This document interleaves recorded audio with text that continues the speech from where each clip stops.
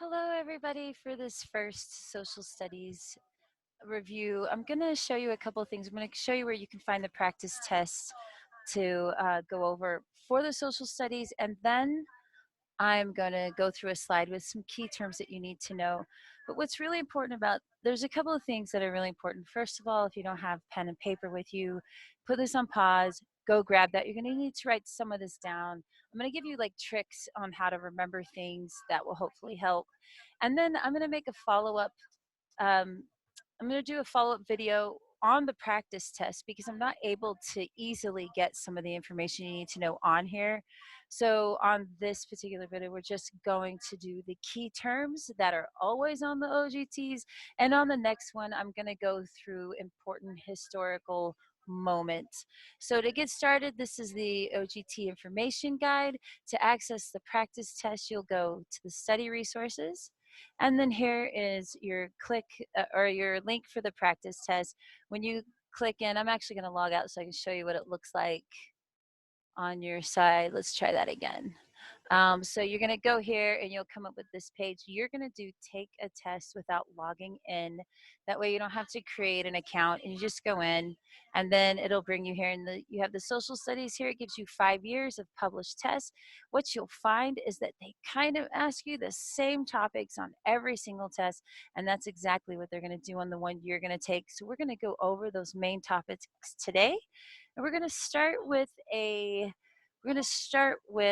let me move this over there. Hang on a second. Should have maybe had this up already, but we're going to start with this slide here.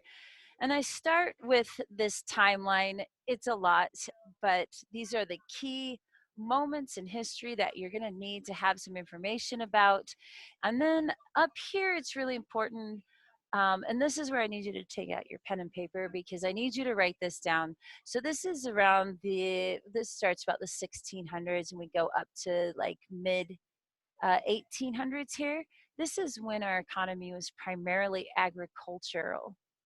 So why that's important is around the 1890s, we went through the Industrial Revolution, and a lot happened in that Industrial Revolution. That's when people moved to the cities to work in factories.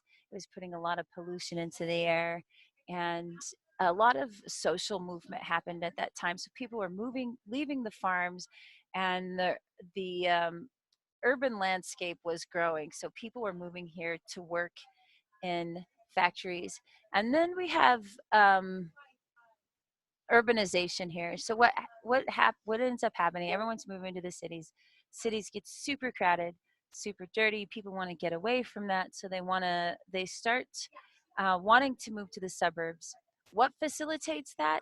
Automobiles. You're going to see a question about this every time, and they have some crazy answers like what inspired people to move from the cities to the suburbs, and they'll put things like passenger airlines or colored TV. It was just the automobiles. It was a really important invention, or not invention, a really important commodity at the time that most people were able to afford and move out from the city into the suburbs. So that is why I include that. And then quickly, we're going to talk some about the Enlightenment, a tiny bit about the American Revolution, but mostly how the Enlightenment inspired the American Revolution. They almost never ask questions about the Civil War, but they always ask questions about these three amendments. These are called the Reconstruction Amendments that were developed after the Civil War. World War I, we're going to need to know some things about that. World War II, and I'll go over these like in our next slide because there's just very specific information you need to know about these eras, including the civil rights movement and then the Cold War. So all of these movements we'll talk in greater detail in the next video. But for this one, we're going to really focus on some of the more pragmatic, some of the more boring things that you need to know. And we're going to start with these Reconstruction Amendments. And these are easy to remember. If you remember, they were right after the Civil War, and it was America trying to figure out what to do next. So we had these really important amendments come into play that changed the American landscape. And you can remember them easily, 13, 14, 15, and they follow a very logical order. The 13th Amendment abolishes slavery. 14th Amendment granted citizenship and legal rights to African Americans. And then 15th Amendment gave African American men the right to vote. It also inspired the women's suffrage movement because this only gave American African men the right to vote, and women, all women, were excluded from this. So 13 abolished slavery, 14th granted citizenship and legal rights to African Americans, and 15th Amendment American men the right to vote. Figure there's ways that you can remember. If you can remember 13, 14, 15, you're going to be able to figure that out, how this logically flows in order. They will probably ask you about this. So write these down, take a moment to write these down, and then just figure out how to remember them. There's like little tricks you can do, like I've heard some teachers go 13, 14, 15, which is really weird to me, but it's like kind of musical or something. And that's how, just a way to remember. But these are really important amendments just after the Civil War. We also have the 19th Amendment. I am 100% certain this question about the 19th Amendment is on the current OGT. It's just gave the women the right to vote. So very important one to remember that is on there. There's different ways that you can remember this one. Like if you turn, let me see if I can remember for you. I just watched a video on how to remember things, but I don't think I can do this one. It's like if you turn this upside down. Nope, that doesn't work. You're supposed to be able to make a dress out of this somehow. I can't remember how, but 19th Amendment gave women the right to vote. Just remember that. I'm gonna go through a couple of questions that you'll probably see that are very similar on the OGT. Although the 14th Amendment to the Constitution extended the rights of citizenship to all persons born or naturalized in the United States, discrimination on the basis of gender still existed throughout much of the country during the late 1800s, which was a consequence of this discrimination. The end of the military draft for women, the growth of the women's suffrage movement, the beginning of sit-ins to desegregate lunch counters, or the continuation of efforts to end university admissions quotas. Well, there's literally only one of these that makes any real sense, and that is the growth of the women's suffrage movement. And that was just what I was telling you. The 14th Amendment provided citizenship, but it didn't actually give anyone the right to vote. And then you have the 15th Amendment that gave African American men the right to vote, but not women, which just infuriated them more. So the growth of the women's suffrage movement. And we'll go over some more of those questions in the next one. But the other thing that they're always going to ask you are these types of government. And don't ask me what all these arrows are here for. Probably something I need to fix. Um, but I wanted to get this out because there is testing coming up really soon. So I wanted to make sure I had this done. So you need to know the difference between an absolute monarchy, a constitutional monarchy, a theocracy, democracy, and a dictatorship. Now, you'll also see monarchy as absolute monarchy, and that should give you an indication of what the difference between an absolute monarchy and a constitutional monarchy is. So I'll briefly, I can't remember if in my slides I really define these, but a monarchy is the total control of one king or queen or a monarchy, and they have total control of their people. It's usually passed down through blood or it's inherited, and that's the monarchy. Now, a constitutional monarchy, you can think of this as England, which is the only constitutional monarchy I can think of right now, and it has where we have Queen Elizabeth in power there, but she isn't really in power. The parliament is in power. So they have a constitution, or they have a legal entity that actually has a lot more power than the monarchy. The monarchy has some say so, but they're more for ceremony. They're more for tradition. They're not really there to make big decisions. Theocracy, super easy to remember. It doesn't look like the rest of these. Theo means divine or divinity. So this is a government that's ruled by religion or religious laws. This will help you remember that, this little guy here holding the cross. But that is a theocracy. Most of these three here are pretty outdated forms of government. They still exist in some countries, usually the less developed countries, but most of these are not in practice anymore, although you'll still see the questions on the OGTs. Democracy, pretty easy. That's what the United States is. It's where the people elect their leaders. You can see people voting in the putting in their ballots here. And then a dictatorship, when these are just infamous. You have Joseph Stalin and Hitler and Mussolini and just really ruthless leaders that have total control over their people, and they usually control them using violence, aggression, and other just kind of warfare tactics against their own people to keep total control. So we're going to do a quick review. Sorry, this is fuzzy. It doesn't matter. You can still see that this is an absolute monarchy. And so take a moment to just think about what that means. So it is king and queen passed down through blood. Usually the questions you'll see on the OGTs are like, uh, this country went from a rulership ruled by, a king and queen, and then moved to a constitution with a queen or something like that. And you'll know that goes from an absolute monarchy to a constitutional monarchy. Keyword here being constitutional. The monarchy does not have absolute control. They have another governing entity. So most constitutional monarchies have a parliamentary system in which the monarch simply has a ceremonial role. Theocracy, remember this one? Theo, divinity, divine, religious law. I can't really think of any like this. During the Enlightenment period, we dismantled most of these theocracies. They are just not, I can't think of any country in the world that has one, but I'm sure we could find one if we Googled it. A government run by religious leaders, like a monarchy, a theocracy is an old form of government.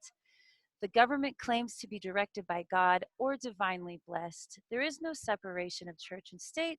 Oftentimes, citizens of other faiths are excluded or expelled. And then democracy, that's what we are. It's where the people vote. And I just have all these nice freedom words here.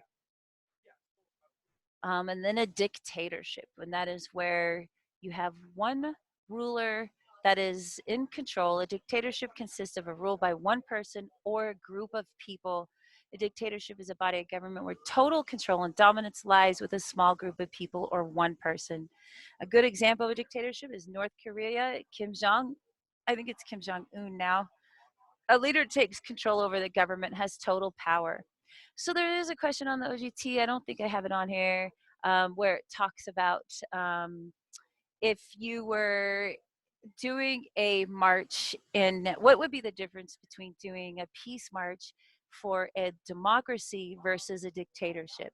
In a democracy, the government would absolutely let that happen. In fact, they encourage people freedom of speech, freedom of and just individual rights. In a dictatorship, there would probably be a lot of murder happening, and a lot of people would be probably killed, and the march would be squashed. If you ever see that question. Now, the other thing you're going to need to remember, and one thing before we move on, when you're taking your notes, a really good thing with this social studies test is not to remember long definitions. It's to remember just the keywords, because on each one of these tests, they use these specific keywords each and every time, and it will give you a clue as to what the answer is just by knowing those individual keywords. Like theocracy, for instance, that's religion or religious law. Or constitutional monarchy, you're going to see something like a parliament or some other constitution alongside the word of monarchy. So when you're taking your notes, the simpler you can make them, the better. And I will always give you keywords when I go past them. So, and I'm especially going to do that with these economy types. And again, I don't know what's going on with these arrows, but I'll fix it later. So we're going to start with the market economy here. I like to think of this as a supermarket, right? So this is a lot of private enterprise. It's about competition and consumerism. And the United States is a market economy. It's all about competition and the buying and the selling of goods. It's very competitive. Usually your keywords here, you'll be able to recognize them. It's usually something about private corporations and consumerism. Now, mixed economy, typically a mixed economy is technically a mix-up of any of these economies. But you'll typically see the mixed economy as a mix between a market and a command economy. And you'll see the words where it might have private control, but part of it is under government control. And if it has private and government, then it's mixed. And speaking of government, that is your keyword for command economy. You will always see the word government attached to it. It is 100% government control. And then traditional economy, your keywords for that is culture, tradition, heritage, and trying to think of the other word, but we'll run past it. But you'll want to write those down, because when you see those keywords, you're gonna know exactly what they're talking about. So mixed economy consists of both private companies and government state entities. Just like I told you, you're gonna see government mixed with some other type of economy. You know that's a mixed, right? Both have control of owning, making, selling, and exchanging goods in the country. And then we have market economy, and that is here's the characteristics: private property, freedom of choice, motive of self-interest, competition, system of markets and prices, and limited government. Traditional economy. Now I can view the words that I was forgetting. Customs, that's the one. If you write that down, that traditional is custom, um, ritual, habit, anything like that, okay? They're usually found in rural, non-developed countries. Parts of Asia, Africa, South America, and the Middle East have traditional economies. Customs govern the economic decisions that are made. Technology is not used in traditional economies. So that's an interesting um, segue that I don't think I've ever read this slide, but yeah, your keywords here, you just need to look for these keywords to know what the traditional economy is. And then command economy, keyword government. So it's an economic system where the government owns everything and makes all the decisions. Make sure you write that down. As long as you can remember how these words are connected to their to the definition, you're going to get these right, because they almost always talk about them in the same way. And here's some examples of some command economies: North Korea, Myanmar, Iran, Libya, Laos, and Belarus. Now we're going to jump again, because like I said, this is going to be a little bit of a shorter video. I just want you to get some very important ideas that they're definitely going to talk about. So you're going to see this Plessy versus Ferguson and or Brown versus Board of Education. And this is misspelled in case anyone sees this. I just dumped this together. I haven't really edited it yet, but I want you to be able to study it before you take your test. So Plessy versus Ferguson was in 1896. It was separate but equal. If you can remember separate but equal, you know they're talking about Plessy versus Ferguson. So write that down: Plessy versus Ferguson, separate but equal. Basically, this was the law of segregation, where blacks were separated from whites. So this was the law of segregation, which is no longer exists. It took 58 years to overturn that law. And what overturned it? It was the Brown versus the Board of Education. So the Brown versus the Board of Education, it really did deal with schools, but it reached much further than that. It desegregated the people, and it was a law that there was not going to be any more segregation in our country. So determined that segregation was unconstitutional, 1954. So you usually be able to see your keywords in Brown versus Education, because it'll mention education in the answer or the question. But just know that that overturned this separate but equal. These are both really important to know, so make sure you remember that. And then I start talking here about the Enlightenment, but I think we will talk about this in our next meeting. This is a really famous historical event. You do need to know about it, but we will talk about this next time. I want you to make sure you get those key terms down that we just went over, and that'll be a big help to you. All right, hope to see you soon.